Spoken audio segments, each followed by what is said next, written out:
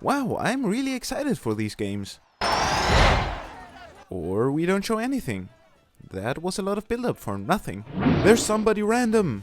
Hex them! That's my son! Well, there's somebody random saying that that's his son. Better stop hexing. Why, Harry, who's that? No, seriously, who the is that? We've never seen her before. It's hurting again, isn't it? Your scar. What scar? Where is it? It should be right there, right? They're underage, they're underage, they're underage, they're underage, they're underage. Moody. The aura? Aura? Dark wizard catcher. Now that's just racist.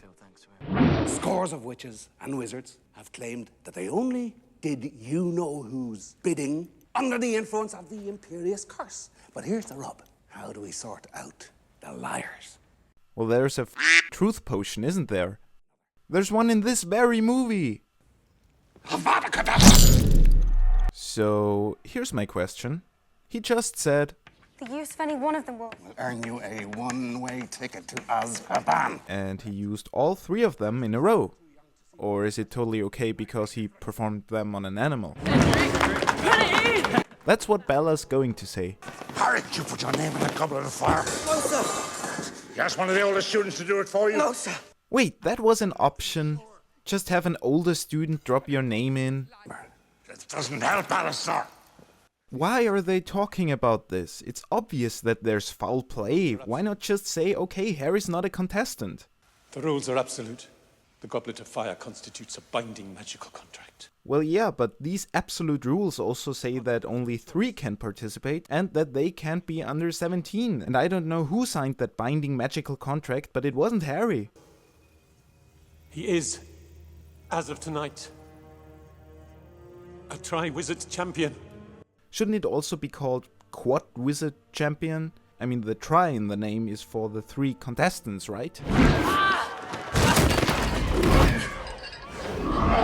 So it would be a good idea to now use any of those unforgivable curses, right? Look at this!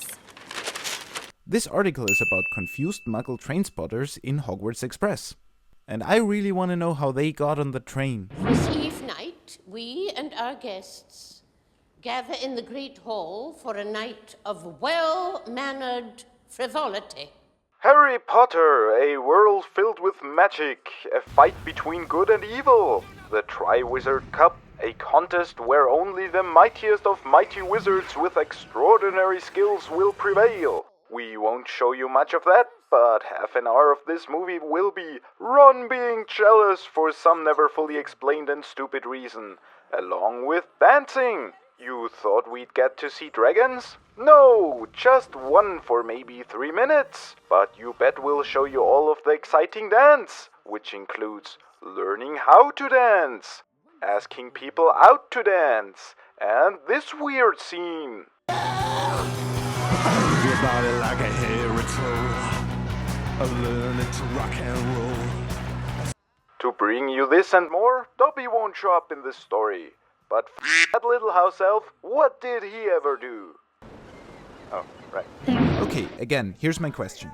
If Harry had to get the egg to find out where the next stage was, how come all these people know where it is? And if they all know, what was the clue for? And if Harry didn't want to participate, why solve the clue? It's obvious some evil guy is behind all this. Why not just not solve the clue? And why are there so many spectators? What do they expect except for seeing the surface of the water? She's underage, she's underage, she's underage. I'll face something even more challenging. Math? Oh, find the cup if you can, but be very wary.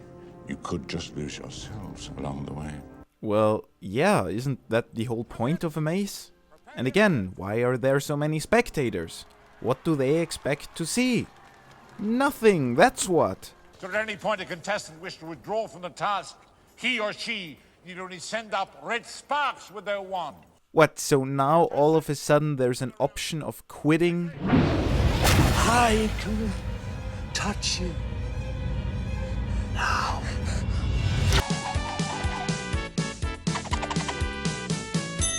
Kids, there's nothing more cool than being hugged by someone you like. But if someone tries to touch you in a place or in a way that makes you feel uncomfortable, that's no good. It's your body. No one has the right to touch you if you don't want them to. So what do? You get out of there. I think Neville Longbottom, the witless wonder, could have provided you with Gillyweed if I hadn't given him the book that led him straight to it. Well, actually, no, I don't. That's why in the book it was Dobby. You won because I made it so, Potter. Which probably means that it's a good time to take a look at his plan. He made Harry enter the tournament to make him win to get him to the portkey. But what if he wasn't allowed to enter? What if he dropped out? What if he got killed? What if somebody else would have gotten to the cup first? Face it, your plan sucked. You know what would have been a good plan? Turn one of Harry's pencils into a portkey. He wants to write something down and bam, he's at the graveyard. If portkeys only work outside of Hogwarts and the maze was outside, well, then gain his trust and have a class trip or something and hand him a portkey. This plan wasted an entire school year. Behaving like a babbling, bumbling band of baboons.